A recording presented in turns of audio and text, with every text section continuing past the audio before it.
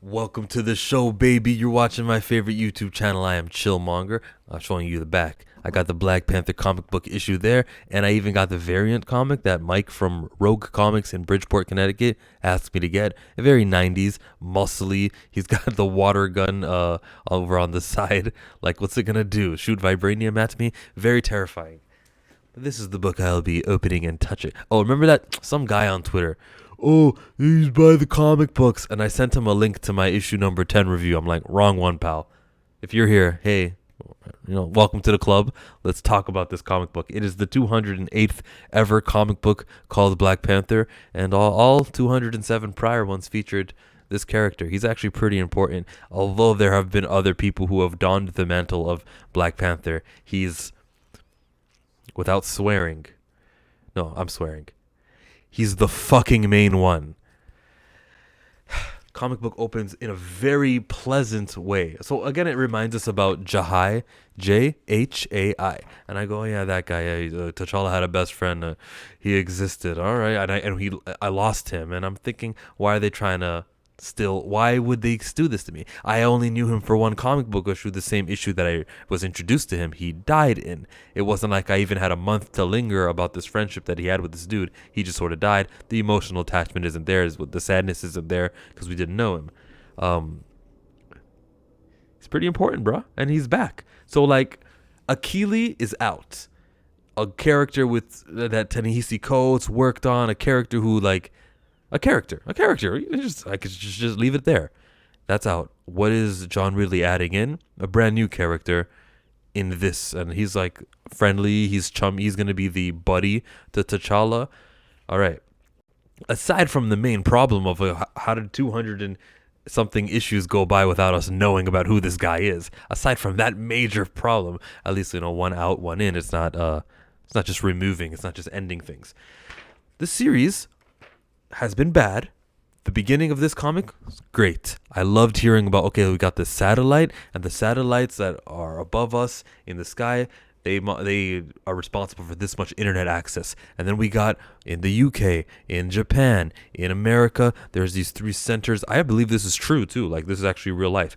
There are these just places that the internet is policed, invaded by these folks here. Now, you may not be noticing it, but they've got dark skin. So these are black people who took over, and their terms were go have peace. Like, that was their thing. It was live freely, but live in peace, or else. Because they didn't cause no harm, kill anybody, T'Challa acts very T'Challa about this and goes, yes, so what? Very good writing. I'm like, I can see it the way he sees it, and I hear his voice when he says that. But it is John Ridley, so eventually there's going to be a moment where I don't really hear T'Challa's voice.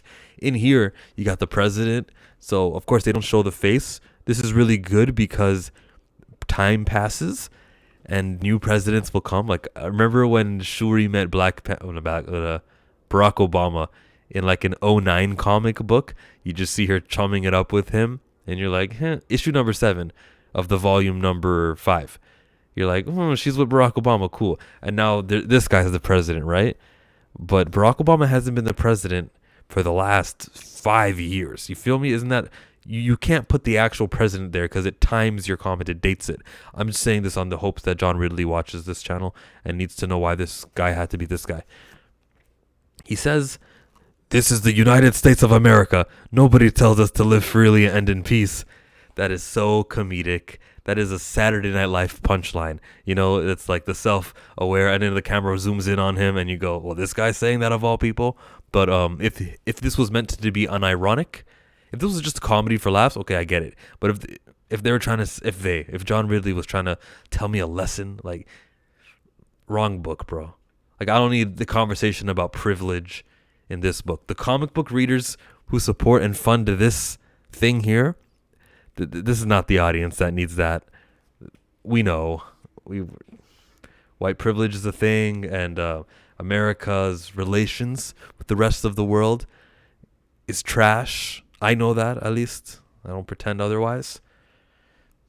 It's not. We know it's not the audience. So a lot of pages pass without us actually getting to T'Challa, and we get him as the chairperson, gender inclusive, just the chairperson of the Avengers, and he's chit-chatting with them, and it's going to be Captain Marvel, Thor, and Captain America.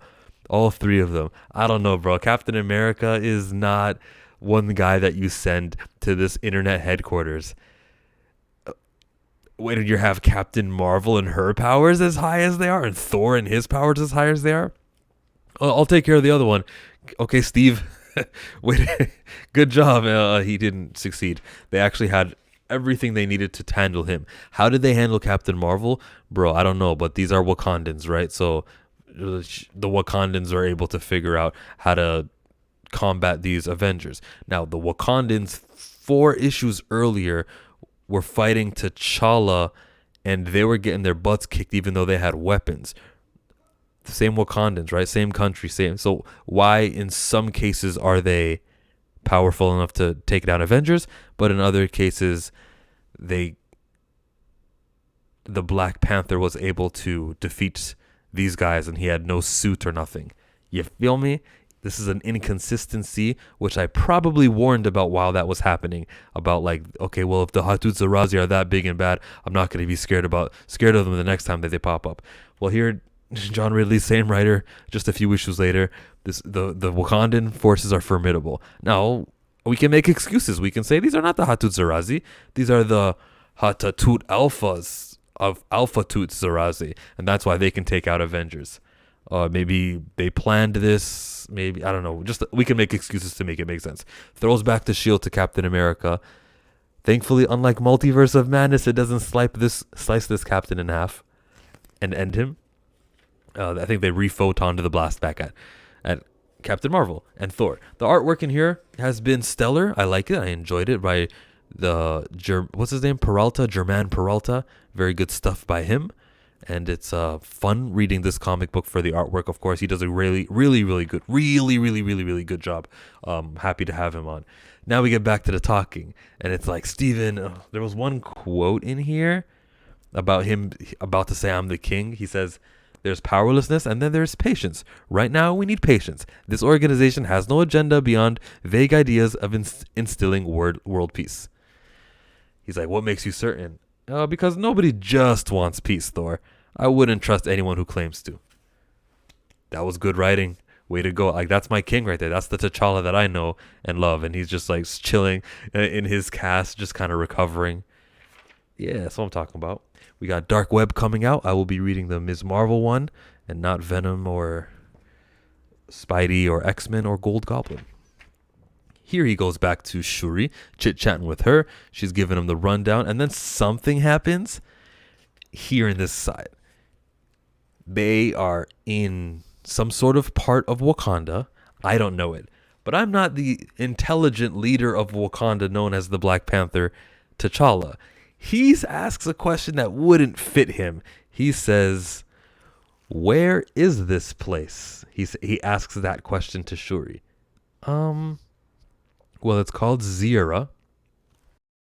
The T'Challa that I know, he knows exactly where he is.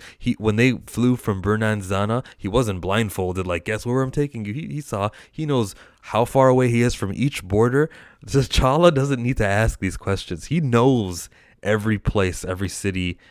If that's the name of the village, irresponsible. But if we're making excuses for this book, maybe the street corner here is called Zira. Zira, Zierra.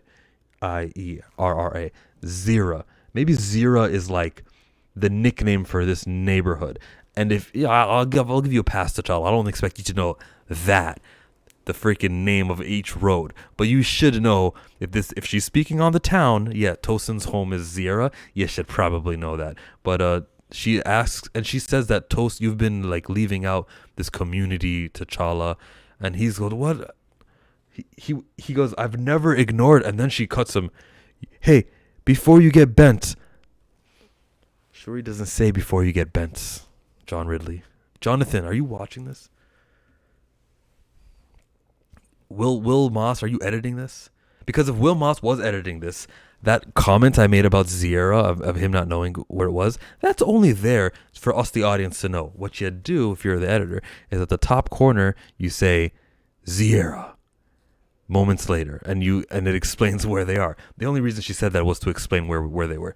Zierra, Tosin's home. That's all you needed to say for us, the audience. We would have known that. We didn't need to have Shuri speak that. We didn't need to have T'Challa seem ignorant just for that part of the story to get across. And editor, why did I bring up the editor initially? About getting bent? Yeah, that's not something that Shuri would say. And also, T'Challa would not ignore his people while he was king. He did a phenomenal job always of taking care, representing everyone in Wakanda. So that's a touch. That would mean that during T'Challa's kingdom, reigning of a king, it's been with flaw. That is not the one that Stanley and Jack Kirby created. I want to believe that this guy's a superhero. I think this is a lot of commentary on America, a lot of John Ridley's opinions on monarchy as well. That's been a consistent complaint that I've been giving here. Yes, monarchies in our real life are trash. Monarchy in this fictional world of this guy who runs a country that has been uncolonized and unsiphoned of the resources. This guy's a hero. He's a great monarch. He, as the king, is supposed to be heaven. We're not getting that. I thought actually at the ending of this comic it was Folashade who was behind that, and I'm like, yes, finally, Folashade is a bad guy. Hey, they're gonna get somewhere. It is not true. Instead, because they wanted T'Challa, they asked for him, and he jumped to the same conclusion. He gets allowed and submitted into this. Was this the Vegas one? You see, this is, I would actually need to have the label of which place he went to. Was it the one in the UK? Was it the one? Probably UK. That's closer to Africa, yeah? No, but it's got a red roof. This was the Nevada one.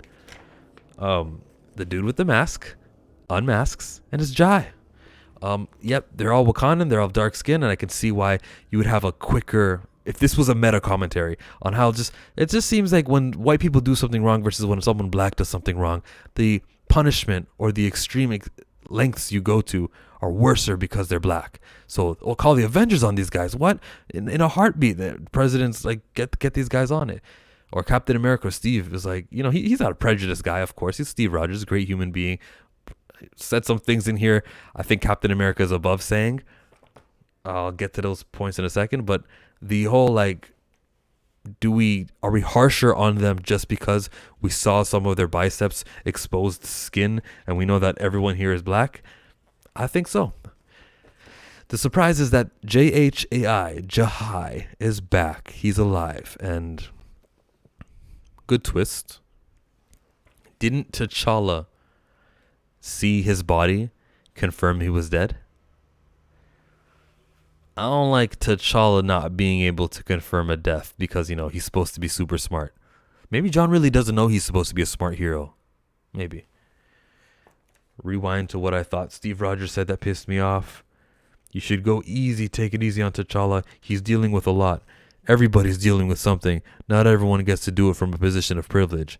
Oh, was that it? Then I might have already spoken about that. Worst cover, but the best of the comics from John Ridley. Aside from the minor things, of course, I complained about, and I will always consistently call out, the internet stuff, it was an Avengers time, we got Thor in here, we got Captain Marvel, that's always fun.